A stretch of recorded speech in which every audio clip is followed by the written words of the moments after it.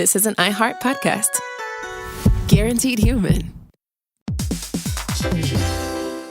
Hey, quick question for the parents listening right now. When's the last time your kid asked for something and you actually felt good saying yes? Because lately, a lot of families have been hearing the same thing. Can I have Lingo Kids, please? And here's the thing. Lingo Kids is the #1 entertainment platform for young kids with more than 4,000 interactive games, songs, and shows. Astronauts, wild animals, superheroes, dinosaurs. It's literally everything kids love all in one place. So when they ask for it, you can actually feel good saying yes. Download Lingo Kids for free and start exploring today, or unlock even more amazing content with Lingo Kids Plus. And if you go with the yearly plan, you can save up to 60%. Just search Lingo Kids in the App Store or Google Play. Lingo Kids, everything kids love. Stuff at Sea is a 5-night, adults-only sailing trip that brings the Stuff podcast universe to life on board. This voyage is a culture-soaked escape where pink sand paradise meets curious minds. Sailing round trip from New York City to Bermuda on October 2nd to 7th, 2026, this voyage drops you straight into the iHeart Podcast Stuff universe. On top of the adults-only experience you already love, you'll get live podcast episode recordings, behind-the-scenes sessions, themed activations, and more unmissable onboard moments. Learn more at virginvoyages.com/stuff. Welcome to Stuff You Should Know from HowStuffWorks.com.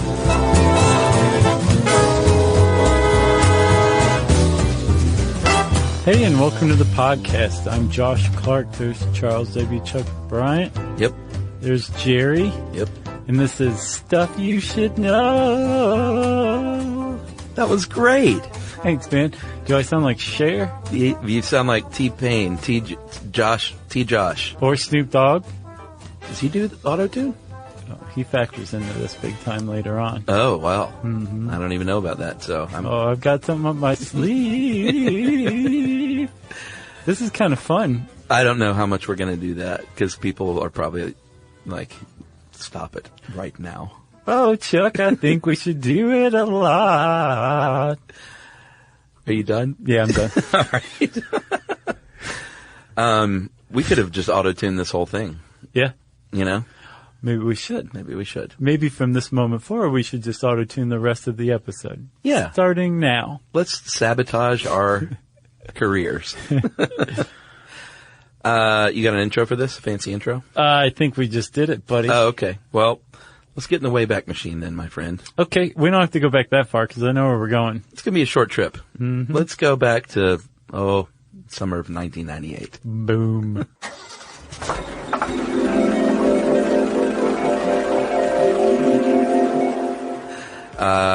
You and I are in the club. We're hanging out. We're drinking rum and Coke. You can find us in the club. And we're dancing. We're getting down and grooving to Cher's latest jam. Believe. It's a hot jam. A hot jam that's released in the summer. It's summertime, as you can tell, because It's hot in the club. Chuck. Yeah, and I've got on my my short pants. I'm dressed like I'm out for a night at the Roxbury. That's right. I'm wearing a see-through mesh shirt. So I noticed, actually. How could you not? Well, yeah, the third nipple really stands out. So we're in the club, we're jamming, and Cher's song is on, and something happens at about 35 seconds into the song, and you and I are just like, whoa, daddy, did you just hear that? It changed everything. It changed the whole tone of the club. Like, the club was like, okay, now it's banging. Yeah, off happening. The hook. Yeah. Because of a little something called auto-tune. What sounded like a little electronic glitch was very purposeful. And it was the first time the auto-tune had been used in this way. So what, Josh, is auto-tune? Oh, that was quite a setup. Yeah. Can we do the rest of the episode in the club? Yeah, why not? Okay. Just keep those rum and cokes coming. Okay, that's cool.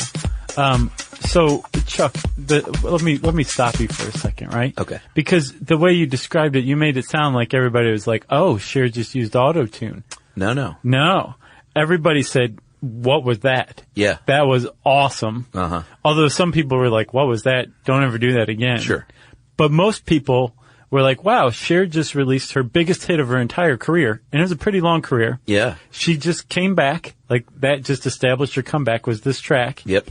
And it actually became one of the greatest best-selling singles of all time. Yeah, and I think, I mean, it would have been probably a big song anyway, but I think most definitely Auto-Tune kicked it into the stratosphere. It gave it just that extra something. It did, something. man. It became part of the talk. Everyone was talking about it. So everybody went to her producer and said, dude, how did you do that? We want to know how to do that. And he was like, vocoder.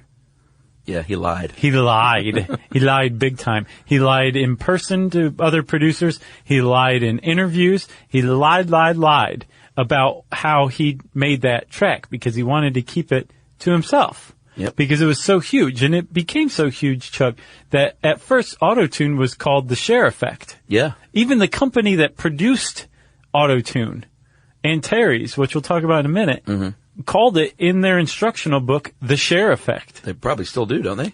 They don't mention it any longer. Oh, really? Yeah. Okay. But so it was a huge deal, and this guy lied and kept it under wraps, and for many years it was very mysterious. Yeah, let's actually, if you live under a rock, let's go ahead and play that clip of the very first 35 seconds into that song where Cher says, "I can't break through." You keep pushing me aside and I can't break through. There's no talking to you. Yeah, right there. Boom. Right there. Music changed from that point forward. Okay, so For the worse. what her producer was saying was vocoder. Vocoder is something that's been around for a very long time. If you've ever listened to any Peter Frampton, and he sings "Do You Feel Like We Do?" Yeah. That whole long guitar solo or whatever, he's breathing into a tube connected to his guitar, which is electrifying his voice. Vocoder had been around for a very long time. Yeah. But there's different ways of doing it. That was definitely the tube effect through the guitar, but you can also just use it to, make your voice robotic like Beck.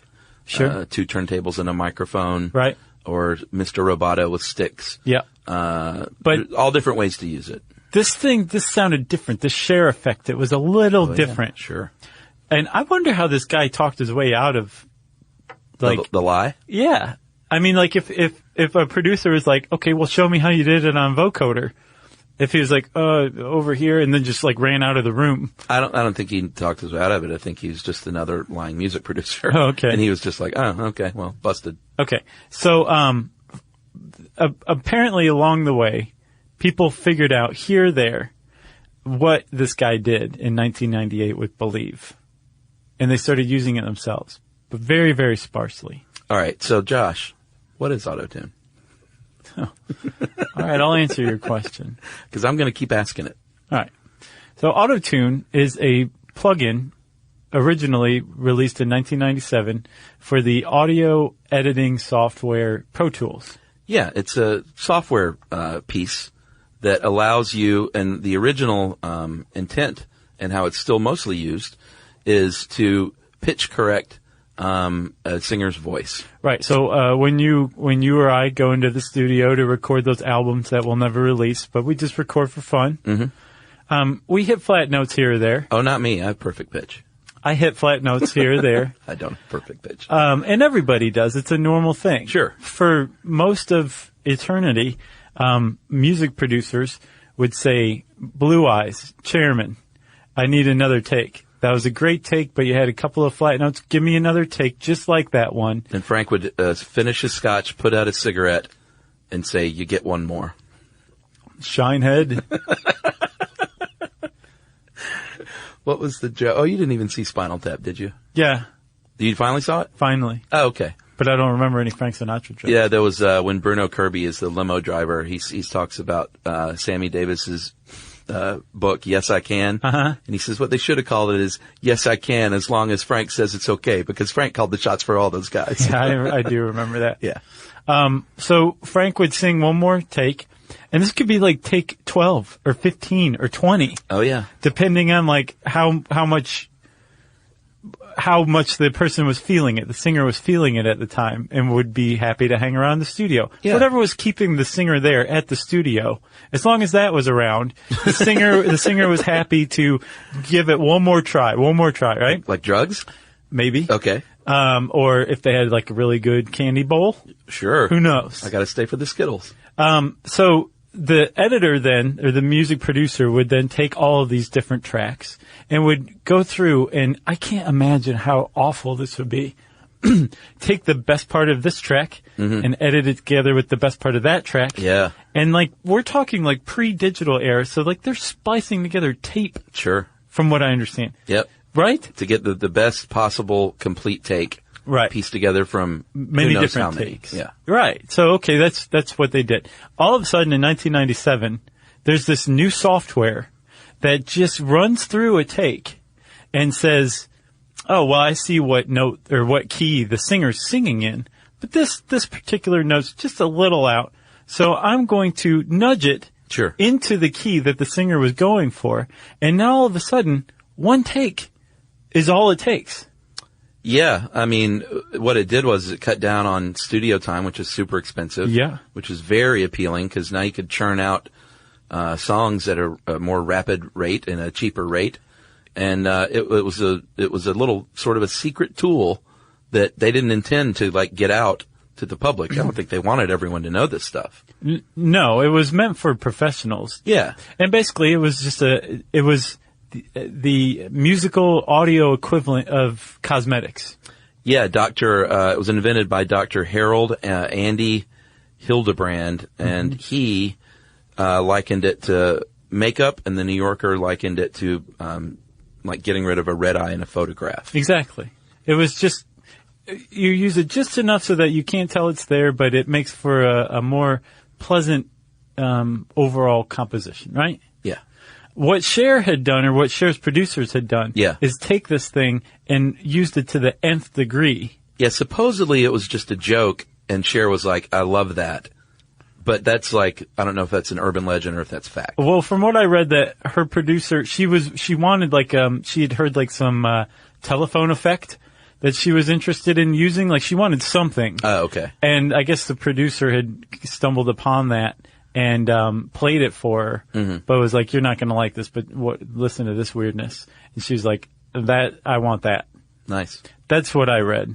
Well, and if it's due to her giving it the green light, then that was truly like foresight, like a masterful move by Cher. Right. You know? Well, Cher has a lot of foresight. You know, they say, don't doubt Cher, and Cher has a lot of foresight. Never bet against Cher. Yeah. So when she did make that decision, it changed, like you said, it changed everything. And we can't talk enough about this, but we're going to take a break and then come back and talk more about it. Right after this.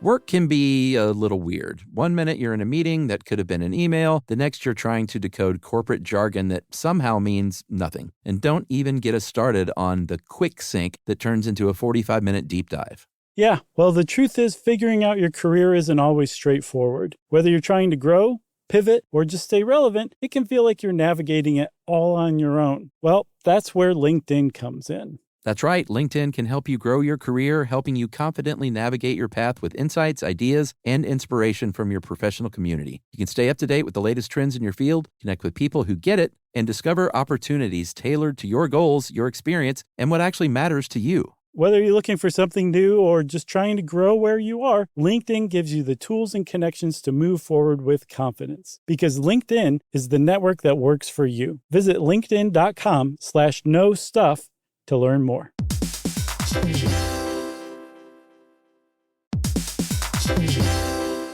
Every parent should know the car ride soundtrack. Are we there yet? How much longer? I'm bored. Well, if you're taking an extensive car ride anywhere and you've downloaded the Lingo Kids app prior to leaving the house, you may experience something strange, right, Chuck? That's right. You may experience silence from the back seat. Your kid may go an entire car ride without asking once if they were there yet. How about that? And by chance of miracle, they may even ask if you could drive longer. Yeah, that's the magic in Lingo Kids. Over 4,000 interactive games, songs, and shows, including their favorite Disney characters. It turns the longest drives into the easiest ones, and honestly, you won't understand why you didn't download it sooner. That's right. Lingo Kids is the #1 entertainment platform for young kids, and it's free to download. Or go plus with the Lingo Kids subscription and unlock even more content your kids won't be able to get enough of. You can save up to 60% on the yearly plan. Just search Lingo Kids in the App Store or Google Play. Lingo Kids, everything kids love.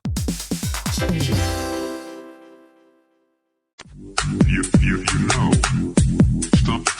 Stuff you should know.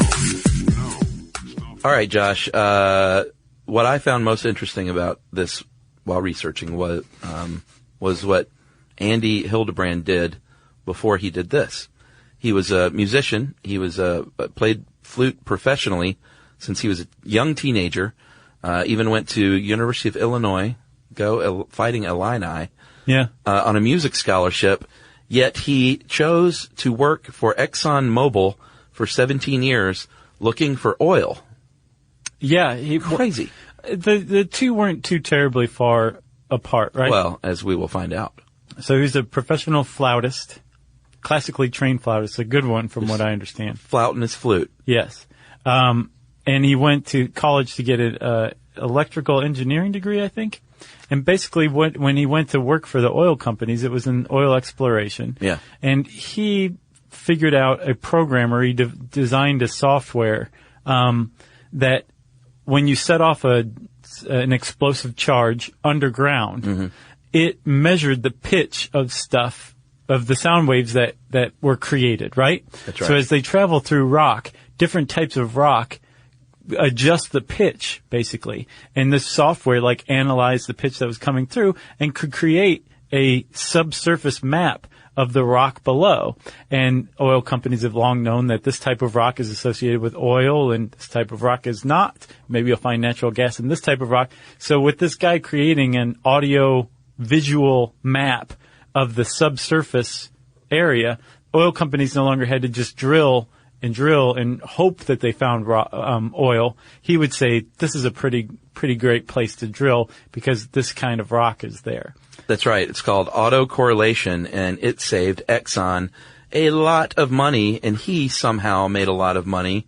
I thought it was going to be one of those things where, Exxon was just like, thanks, you work for us. Yoink. Here's your $45,000 a year. But apparently he earned enough money to retire by the age of 40, thanks to this innovation. And in the early 1990s, he got out of the oil business and founded... It's like it's just a popularity contest. Yeah. He founded Antares Audio Technologies in kind of near Silicon Valley in Scotts Valley, California. And I think still they only have about 10 employees. I think it's a pretty small operation. It's all centered around him and his ideas and inventions. Yeah, he is the main inventor. One of the first things he invented was something called Infinity, which is a program that where you could loop samples over and over and over, seamlessly. Apparently that was a necessary thing. I didn't know that. Oh, yeah. Think about it. We're talking early 90s. That was the 808 acid house revolution. Yeah, but I just didn't realize. I guess he made it easier, probably, is my guess. Yes, I think he enabled it. He enabled techno is the impression I have. Oh, really? Yeah. Interesting. Looping samples together seamlessly? Well, but you could already do that. What I'm saying is he clearly found a way to do it better and more efficiently. Right. He didn't invent looping. No, he made it better. Yeah. Exactly. Another thing he did was invented the microphone modeler. Modeling is a big thing in music. You can get guitar amplifiers that model, basically means imitate other amps. Right. I have a modeling amp, which I don't use anymore because it's not very good. But it models, there's 12 different classic amps it models, supposedly. Oh, nice. But he invented the modeling microphone, which means you could mimic classic microphones or a harmonica mic and vintage mics, like the Elvis Presley, that cool-looking mic. I'm sure that was on there.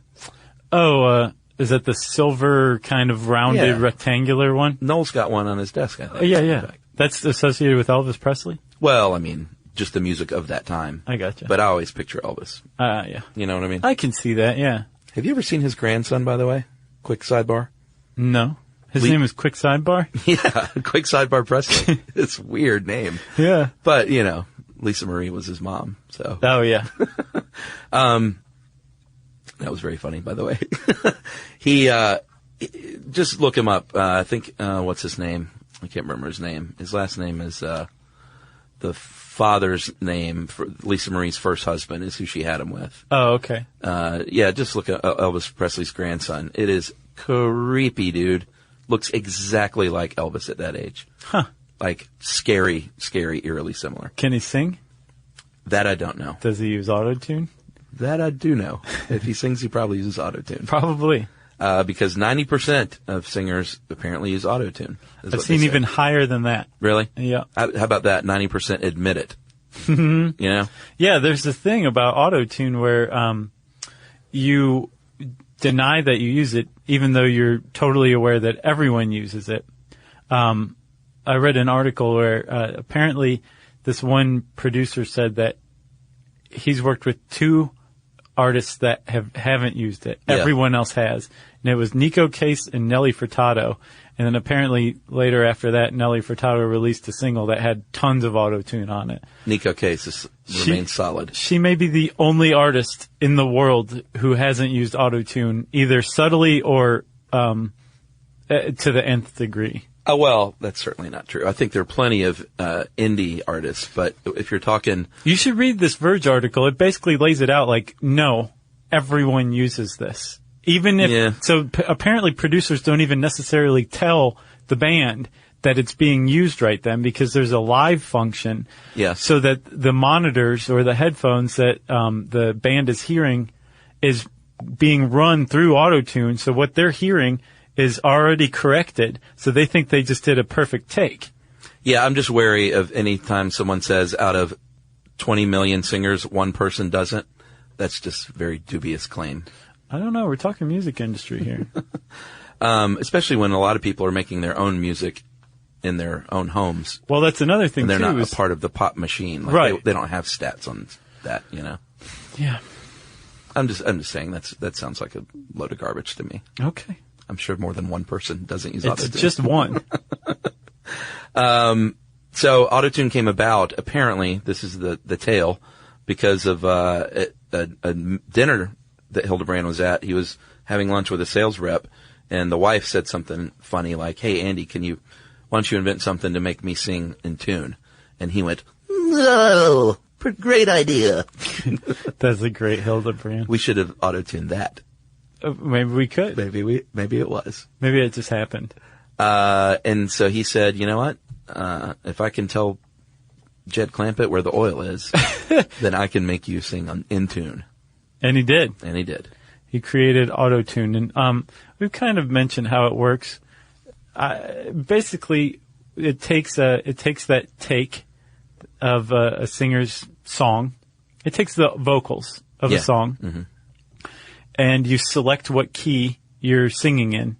And then auto-tune goes through and makes this map of that audio or of that vocal track. And it goes through and says, this one's a little flat, this one's a little low or whatever. And it just nudges these things into tune, into the key that it's supposed to be in. So all of the notes that the singer hits in that take are within the correct key, meaning that they all sound great. It's a perfect take, right? Well, yeah, and the key there is it's in the original tone and inflection of the artist. Right. So you can't tell it's happening. No, and there's actually, if you look at the auto-tune product demo videos, yeah, it's amazing.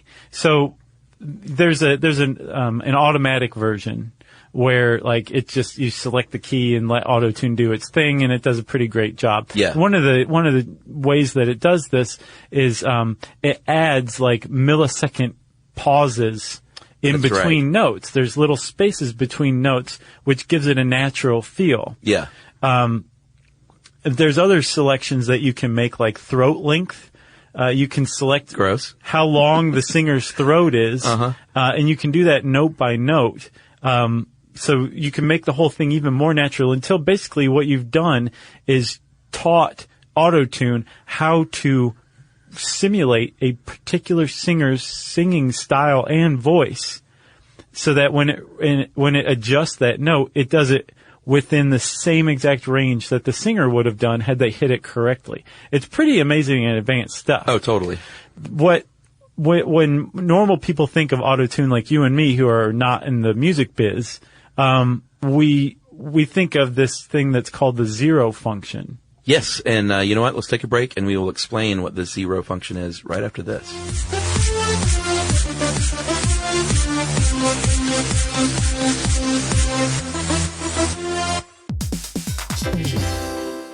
Work can be a little weird. One minute you're in a meeting that could have been an email. The next you're trying to decode corporate jargon that somehow means nothing. And don't even get us started on the quick sync that turns into a 45-minute deep dive. Yeah, well, the truth is figuring out your career isn't always straightforward. Whether you're trying to grow, pivot, or just stay relevant, it can feel like you're navigating it all on your own. Well, that's where LinkedIn comes in. That's right. LinkedIn can help you grow your career, helping you confidently navigate your path with insights, ideas, and inspiration from your professional community. You can stay up to date with the latest trends in your field, connect with people who get it, and discover opportunities tailored to your goals, your experience, and what actually matters to you. Whether you're looking for something new or just trying to grow where you are, LinkedIn gives you the tools and connections to move forward with confidence. Because LinkedIn is the network that works for you. Visit linkedin.com/knowstuff to learn more.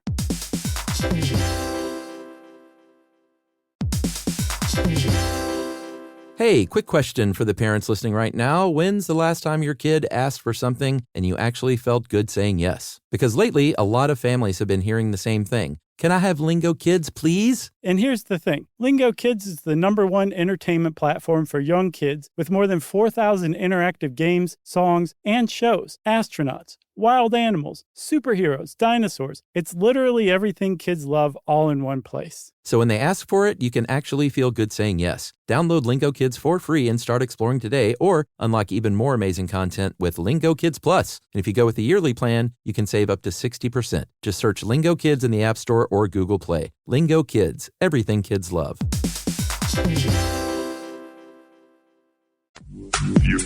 know. Stop. You should know. All right, the suspense is killing me. You're gonna get us killed. All right, zero function, that was essentially what the share effect was. Isn't that right? Yes. Go ahead. No, go ahead. No, go ahead. You just sat up in your chair like you were about to arm wrestle me. I know, I've been, you go ahead. You talk about it, buddy. Well, what auto-tune does in terms of the zero function is it gets rid of all of that space, and when Cher's voice changes, it's immediate. Yeah, all of those notes go right up against each other. Yeah. And it creates this robotic sounding voice. Yeah, there's no like rise. It's not like a what's the word I'm looking for? It's not like a normal vibrato that you would get. Right.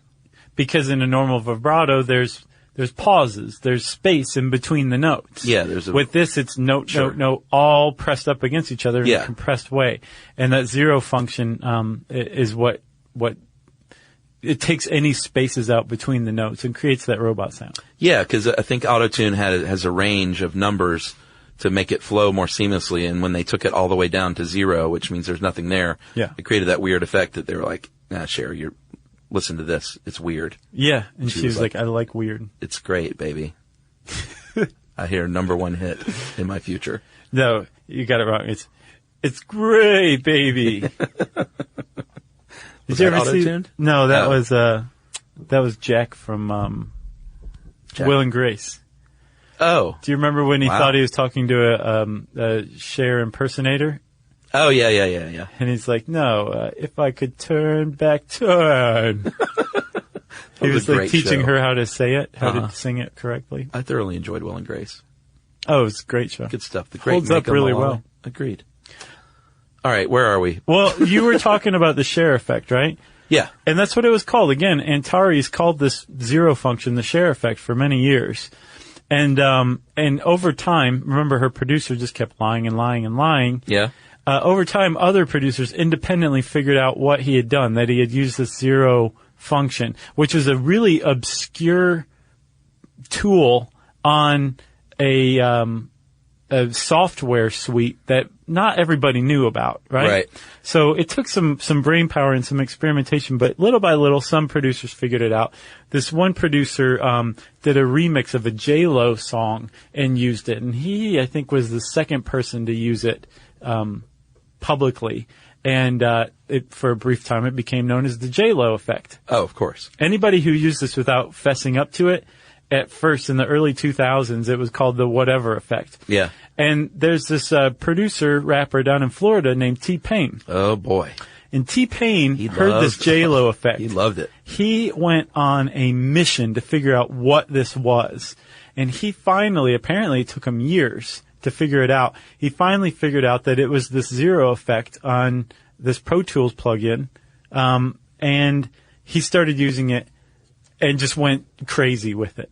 Like, up to this point, it was used to, like, tweak, or it would maybe make a track of just a little weird over here or something like that. Yeah. He used it as often as he possibly could. Yeah, he basically said the zero function and T-Pain are one and the same. Yeah, and it became known as the T-Pain effect. Really? Yeah. Because when people asked him how he did it, guess what he said?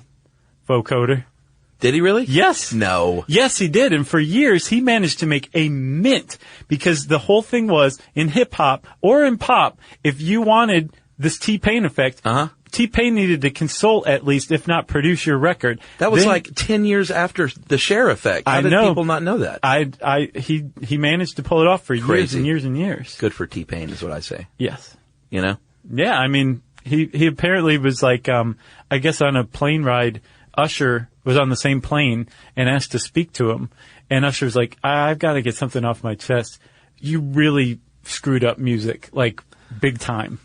Well, T-Pain was like, I made a bunch of money doing this, and people seem to like it, so I'm not going to stop. Hildebrand has been vilified by many, and he said, you know what? I just make the car. I don't drive it down the wrong side of the road. Yeah. It's a great quote. It is. Because a lot of people hate auto-tune and think it's the worst thing that happened to music. A lot of people like it and say when you use it for what it's supposed to be used for, it can really help out. Because, you know, it's not like everyone uses it all the time. I'm sure some people need it way more than others. Well, even if you're using it as a light cosmetic touch, like Hildebrand originally designed it for, a lot of people say, no, we shouldn't even be doing that. Yeah. Because if you go back and listen to things like Bob Dylan or the Beach Boys or just a lot of these original artists that didn't use these kind of effects on their voice, when they sang and their recordings made it through the studio, there were still flat notes here or there. Oh, yeah. But it was their music. It was their voice. It was their vocals in these tracks, and everyone came to know and love them. But now, because everything is auto-tuned perfectly, even the stuff that you can't hear, it's auto-tuned because they're not using the zero function. But just the fact that it's been run through the auto-tune, this stuff sounds really rough by comparison. So a lot of people are like, auto-tune has ruined music. It ruined music that people love for decades, because now by comparison, it seems rough. Well, but it also, like, a good ear can tell if something's auto-tune. It has this weird tinny quality that it doesn't sound natural. So I think there will be blowback and a reversion back to older methods. Okay. I bet you Jack White has an auto-tuned. That's the most purest of pure guys. No, he uses all sorts of weird vocal effects on his stuff. No, but as far as, like... I bet he has. Ask him. He wouldn't admit it. Apparently that's par for the course. Yeah. So, T-Pain, if we can get back to the history of this. Buy you a drink. So T-Pain, right? Big hit. He's huge. Yeah. Like, he's just, everything he drops is just blowing up all over the place. He's getting invited to consult and produce on, Kanye's album. Yeah. Which ultimately had a lot of autotune. Every track had autotune on it by the time T-Pain got done with it, right? Yeah. Have you heard his Queen Bohemian Rhapsody live? No, huh? Oh, dude. Is it good? Oh, no. Oh, no? There's a video that someone spliced of him and he and Freddie Mercury. It's one of the worst things I've ever heard on a stage. Oh, I've got to check it out. It's terrible. Okay, all right. I got to see that. Yeah, it's good. So the T-Pain effect again. And if you wanted this effect, you had to have T-Pain. Well, Snoop Dogg says that's enough of that. Oh, finally. and he releases something called Sensual Seduction. Uh-huh. And it's one of the better rap videos you've ever seen. It's pretty good. Yeah. There's a star wipe in it, so you know I love it. So Snoop releases this using the T-Pain effect to great degree, but he didn't consult with T-Pain. T-Pain had nothing to do with this record, so Snoop kind of opened the floodgates saying, if you guys want to use this, go use it. But what's interesting, if you watch that video, when Snoop is doing like the T-Pain effect or the auto-tune stuff, Yeah. he's actually got a tube going to a synthesizer to make it look like he's using a vocoder. Oh, interesting. Isn't that weird? Yeah, that is weird. Like in his video. yeah. But anyway, Are you sure that wasn't a marijuana smoking device? It may have been. It may have been now that I think about it. But Snoop changed everything in that he took T-Pain out of the equation and really opened the floodgates for anybody and everybody to use this stuff. Simultaneously, Jay-Z was trying to close those floodgates and push all of it back in. Yeah, I think Jay-Z it clearly jumped the shark at a certain point. You know, when major ad brands are making ads using the latest and greatest, that it's years late, first of all. Right. And that means it has definitely jumped the shark. And in 2009, Wendy's had a Frosty Posse commercial where a gang of office workers belted out auto-tuned rhymes while searching for Frosties. I don't remember that ad, do you? I know, but I went and watched it, of course. How is it? Pretty great? It's what you think it is. Pretty great? It's awesome. Okay. No, it's terrible. And Jay-Z apparently saw this and was enraged, and so he wrote a song called DOA, Death of Auto-Tune. I know we're facing a recession, but the music y'all making gonna make it the Great Depression. Get back to rap, you T-Painin' too much. That's calling someone out. Yeah. Hard. Yeah. But other Auto-Tune, Auto-Tune the News was a big YouTube hit. Oh yeah, man, that the Bed Intruder song? Yeah, let's play a clip from that from 2010. It was local news footage from Huntsville, Alabama, of Antoine Dodson delivering Who is an warnings. awesome human being. Yeah, about a neighborhood intruder, and someone auto-tuned that. The Gregory brothers did. That's right. Let's hear that real quick. Oh boy, we got your t-shirt and the left finger wishing, oh, you are so dumb. You are really dumb, for real. The man got away, leaving behind evidence. I was attacked by some idiot in the project. So dumb, so dumb, so dumb, so he's slamming your windows, he's snatching your people up, trying to rape them. So y'all need to hide your kids, hide your wife, hide your kids, hide your wife. Have you listened to that recently? No. It's pretty great. Yeah. Yeah. But again, that was in 2010, and I think that even kind of had a pretty short shelf life. Right. Unless they're still doing it. I don't know. Well, that was, what'd you say, the Gregory Brothers, the Brooklyn soul band? Yeah, they started out doing auto-tune the news. Yeah. And they would take the news and just auto-tune it and turn it and like just produce it, overproduce it. And they did that with the Bed Intruder song, and that actually became the #1 video on YouTube of all of 2010. I looked, the original video has 128 million views right now. Yeah. Yeah, it's pretty impressive stuff.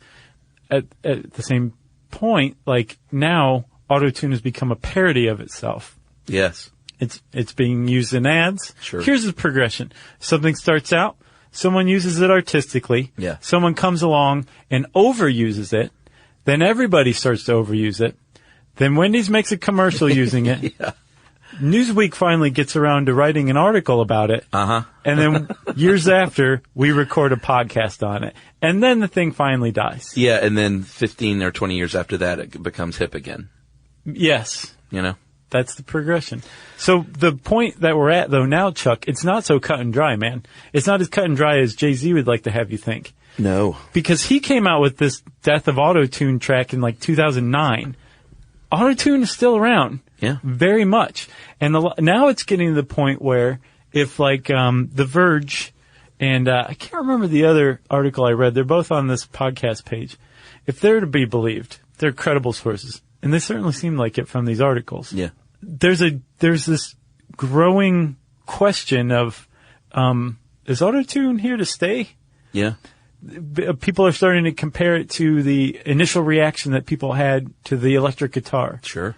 It was a lot different from the original guitar, and it took a lot of getting used to. Or like when Bob Dylan went electric. Yeah. A lot of people didn't like that. Newport. But then look at what happened now with the electric guitar. A lot of people tried different stuff with it, and it became a standard. Some people are wondering if auto-tune is going to fulfill the same destiny. I think most people are hoping that it does not.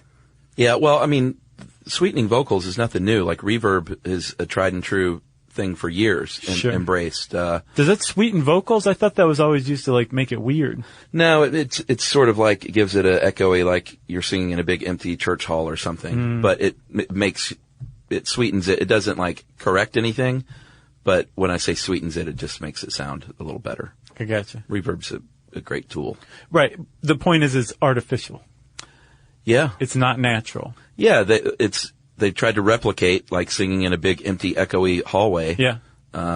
With an effect, and it worked. Right. And another argument in favor of auto-tune that I've seen is simply taking a human voice and recording it automatically makes it artificial. Like if they're not there in the room with you singing to you at that moment, anything else is artificial. True. So what's the problem? So just to let people know, I put out 2 texts during the episode to musician friends. Jack White? No. I texted Lucy Wainwright, our buddy. Yep. AKA Jerry from our TV show. She's not answered. Okay. Which means she's used autotune. Kidding. And our buddy Joey Ciara from the Henry Clay People, formerly of Henry Clay People, now with Fakers. And he said, I think there were a few harmonized oohs and ahs on one of our old records where we did some pitch correcting, but that's it. I think. Maybe. So. Definitely. He's probably going to be mad that I said that. Thank you for being forthright, Joey. Yeah. Good guy. Sure. You got anything else about autotune? Yeah, just a really quick, this is from a great website, 10 artists that are essentially computer programs.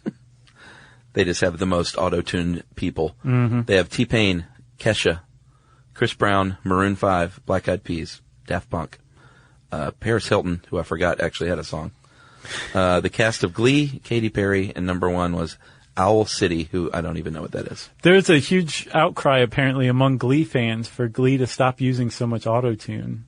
I think the deal is they're like, well, these are actors. Yeah. Like, yeah. And there's a big scandal with UK's Got Talent or something weird like that. Yeah. Where they were using a lot of auto-tune for the auditions. Oh. I was like, come on. Jeez, good Lord. Well, anyway. Oh, man. That's not a very surprising list. So this has been Grumpy Old Men. I don't feel like we've been grumpy. We haven't, condemned it outright. No. Nico Case. She's my lady. She condemns it outright. Yeah. Emily and I have an agreement about Nico Case. That we could both marry her. Okay. If she was ever available to us. She's right behind you. Oh, my God. So we have finish up your deal. Sorry. I just jumped the gun. Okay, thank you. You don't have anything else about auto-tune? No, I was just teasing. We have a special listener mail with guests. Well, hold on. Let me finish first. Okay. Okay, well, since Chuck doesn't have anything, it's the end. And if you want to know more about auto-tune, you can type those words into the search bar at howstuffworks.com. And this article, I have to say, by the way, was the most definitive article about auto-tune on the internet. How about that? It's a good one. So you can go look that up. And since I said definitive, it's time for listener mail. And it's a special one, like Chuck said. That's right. Today we got a joint listener mail to ourselves and to Holly and Tracy from Stuff You Missed in History class. Yep, so we're going to bring them in, right? Yeah, we're going to read the email and we're going to talk about its implications. Let's start now. So without further ado, we actually have Holly and Tracy of Stuff You Missed in History class with us. Yay! Hi. And Tracy, we have actually not with us. She's with us in spirit and voice from Boston. I know, it's pretty interesting when it comes in through your headphones, but the other person's somewhere else. It's kind of awesome. Yeah. And this is how you guys do the show now, right? Yes, we also have an online, we have a Google Hangout where we both are, so we can see each other as well. Well, that's neat. We should have done that Had Tracy in here with her little video image. Or like a hologram of her. That'd be pretty cool, too. That's true. All right, so I think the first thing I should do You is... could have a picture of me like our old boss. Oh, well, I do have a picture of you. I have the wallet size that you gave out, so I'll just look at that. I think the first thing we should do is just I'll read the email here, and then we will discuss like adults. How about that? What? So like I said, I already set it up that we both got an email from a listener, and she says the following, and this is from Amanda Lyons. Hey, guys and gals. She didn't say that, of course. I just did. Well, you should read it verbatim. Okay. Josh, Chuckers, Holly, and Tracy, and of course a hello to Jerry and Noel. Yeah. I'm a social worker from Portland, Oregon, with a passion for human equity and respect. One of the original members of the SYSK Army and a more recent listener to Missed in History. Yeah. I binged for about 5 months before I got all caught up. So how about that? I'm concerned about something I've heard a few times on the History Podcast, and I was wondering if you guys would be willing to get together. We are. And look into something to fulfill my curiosity. When Josh and Chuck receive corrections, they thank people for being nice and frequently ask people not to be jerks when correcting them. When Holly and Tracy talk about corrections they receive, they ask people to be nice and have referred to corrections on several occasions as hate mail. My concern is that listeners may be more disrespectful to Holly and Tracy because they are women, and even if listeners are rude to Josh and Chuck, they may rein it in when making corrections because they are men. Could be completely off base, but if I'm right, I feel like the discrepancy should be addressed on the podcast to raise awareness about how people treat men and women differently, and even to address people's tendency to feel protected by the anonymity of the internet and say things online they wouldn't say to someone's face. And so, Amanda, we did talk about it via email, and now we're going to talk about it like regular human folks. And Tracy really has the wealth of information because of her job and what, she's been responsible for in the past. Oh, yeah? Yeah. That sounds serious. Yeah. I was part of the management team of the website for several years before I started actually being on a podcast. And for a chunk of that time, most of the podcasters reported to me. So even though I wasn't managing the podcast program, I was sort of keeping tabs on the iTunes reviews for everybody. And there was a definite trend in that the podcasts that had women on them got disproportionately more vicious comments about what their voices sounded like versus the podcast with men on them, which got less of that. So this is news to me. Misogyny on the internet. I wasn't aware that was a thing. He's had the most beautiful blind spot of all time. No, I can imagine, and I know, Tracy, you've pointed some of these out before. For us, it's like, yeah, we'll get hate mail every once in a while. But it's kind of easy to dismiss because even if it is directed at us, it's not necessarily directed at our gender or whatever. It's not personal. Usually. Or even if it is personal, it's dumb. It's just dumb stuff. It's easy to not take personally, even when it's meant to be personal. Sure. But, that's me speaking as like a white male age 18 to 49, Yeah. So I can imagine that when someone attacks you just based on your gender, or even worse, if they're coming after you and they don't even realize that they're being driven by this disdain for your gender, that has to make it a lot harder to just dismiss. Yeah, well, yeah, Holly, you can go. I was going to say, for me, I am lucky in that I really give very few damns about what most people think. Unless you're sitting in my lap or paying my paycheck, it's great if you like me, but if you don't, that's cool too. Everybody do your thing. But eventually, the landslide builds up, and it's sure. It's not so much that I'm heartbroken or traumatized, but it just wears you down after a while where you're why am I doing this? Absolutely. Just to get more of this crap. Yeah. Yeah. Well, and we definitely have been called slurs based on our gender before. Oh, for sure. We have been called the C word over the podcast. Are you serious? Right. Yes. Unbelievable. Yeah, well, and then I told you about that when we were discussing the email in our email conversation. I told you about the person who wrote to us and said they didn't understand how I could be in the same room with Holly without strangling her. That's the kind of stuff that people will write to us and be really awful. But we do get a whole lot of them that I don't think people are consciously being misogynistic, but they're talking to us and about us in a very gendered way. So people tell us that we sound shrill or that we sound bossy, and those aren't words that people would use to describe men most of the time. Well, no, because men are And assertive. most of They're the- not bossy. Right. You know? Correct. and Yeah. strong. And all of the articles that had come out lately about especially vocal fry and other things that people criticize about women's voices that they don't generally criticize about men's voices. Yeah. Every single time I read it and I'm like, I could have written that about my job and my experience being a woman talking on the internet. So which one hits home the most? Like one that's just a direct personal attack, or the person's just being unconsciously misogynistic, which to me would seem more entrenched. Yeah, to me the second one is worse. And it's especially worse because a lot of the implicitly gendered criticism that we get is also from women. Oh, yeah? And that I was gonna is the ask hardest that. part. Yeah. That's the hardest part for me to deal with. Yeah, when they're real specific, for example, like the person who wants me to be strangled, at the end of the day, I'm like, he's working through his own stuff. Like, Yeah. I really have very little to do with this. I may have been the trigger that, caused this little outrage bomb, but really it has very little to do with me. That, I think, almost 100% of the time that is the case. These are people who have their own gripes in life and are probably angry, unhappy people. Yes, but then, as Tracy said, when you get those ones that are like, they're not even conscious of how it's playing out. Yeah.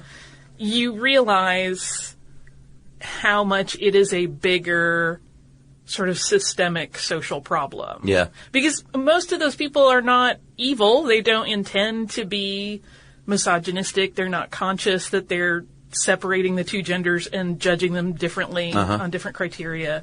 So, yeah, those are, as Tracy said, a little more disturbing because you realize that it's kind of like the silent creep that underlays everything. Yep. Absolutely. Well, we do get a lot of emails that are great from people who are great, and the majority of the email that we get is great. So I don't want to make it sound like every person who writes to us is awful. And we talk about corrections on the episode a lot of times from people who write at the end and everything is fine and everything's very respectful. So to me, a correction is, you said this person died in 1918, but really it was 1927. That's a correction and that's fine. But then we'll also get ones that are like, I can't believe you didn't even bother to look this up. You completely butchered it. I don't know why you don't even put more thought into what you're doing, because it's really important that you represent yourselves well. And that's when I'm like, that's hate mail. Well, we get, we get those too. yeah, we get a lot of those, but I never feel like those are like, have anything to do with my gender. Yeah, no, in those that's- cases. Absolutely. I mean, we get the same exact emails where it's just like, you guys are total idiots. Like, how could you drop the ball this badly? And it's like, we basically said exactly what you're saying. We just said it slightly differently. Yeah. It definitely doesn't warrant this kind of reaction, you know? Yeah. Why do you think there is a gender bias or why is it worse for you guys being women, do you think? Not just in comments. Aside from the history of the world. But I know, like, how long do you have for this segment? But I mean, like, even beyond comments, like, why is the internet so geared toward hating women? I mean, what's the deal with that? Do you guys, is there a general understanding or idea behind it? Lonely, angry men is my guess. Well, I think it's super complex, right? There's no one simple answer. Like, some of it is that we have reached an age where the disparity in terms of gender equality has shrunk at the same time that a lot of people have this outlet readily available to them.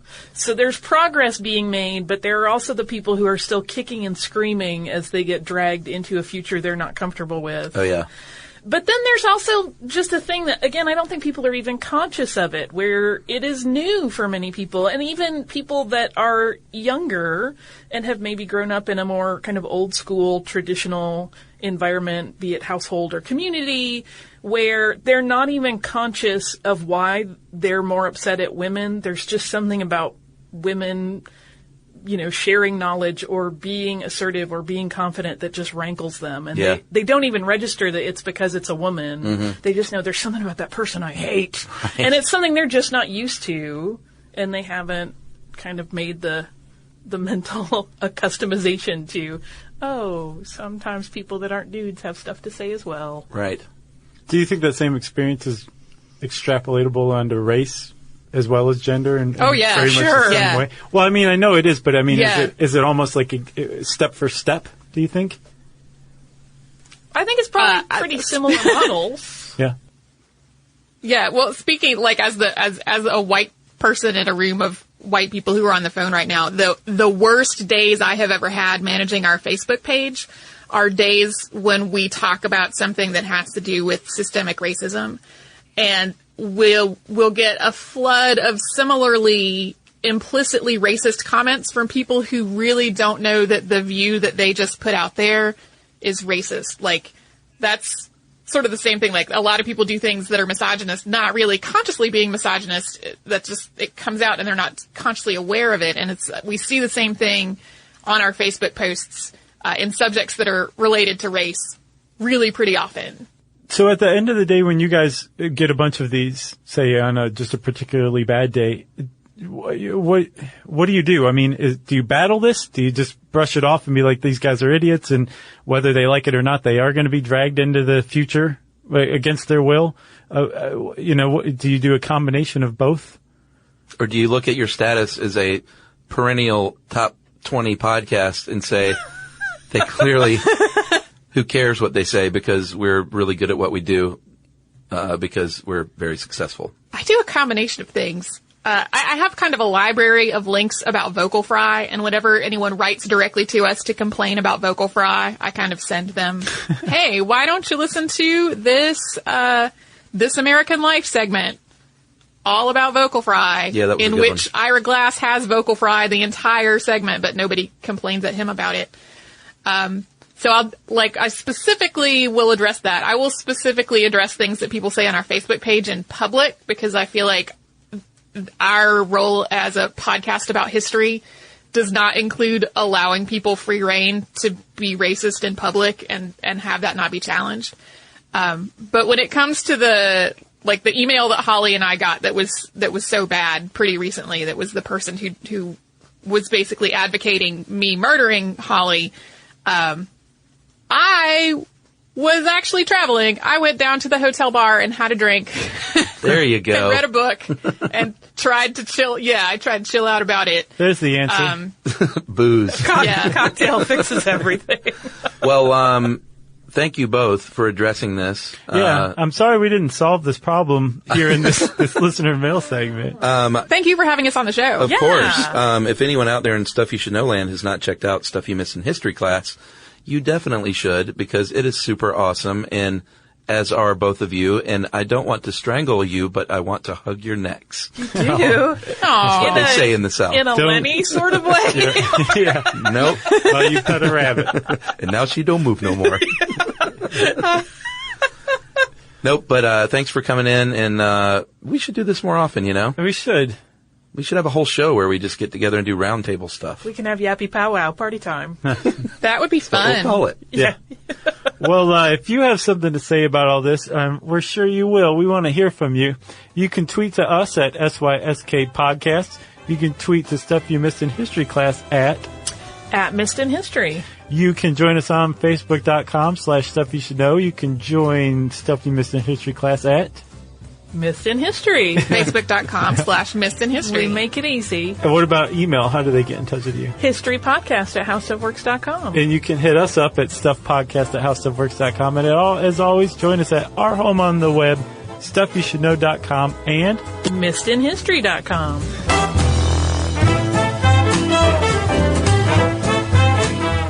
For more on this and thousands of other topics, visit HowStuffWorks.com.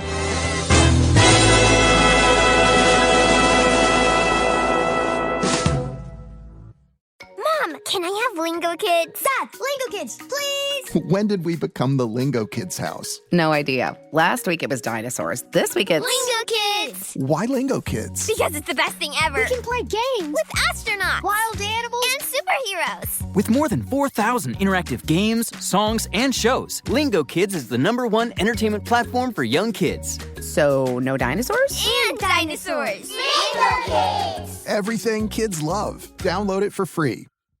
Introducing the all-new Mazda CX-5, featuring more connection. Hey Google, where's the nearest Pilates class? Safety that has your back. More discovery on the scenic routes. More passion in the details. And more control in changing weather. The all-new Mazda CX-5. More to move every side of you. See it in 5 films at mazdausa.com/5sides. Google is a trademark of Google LLC. Sequences shortened and simulated. This is an iHeart podcast. Guaranteed Human.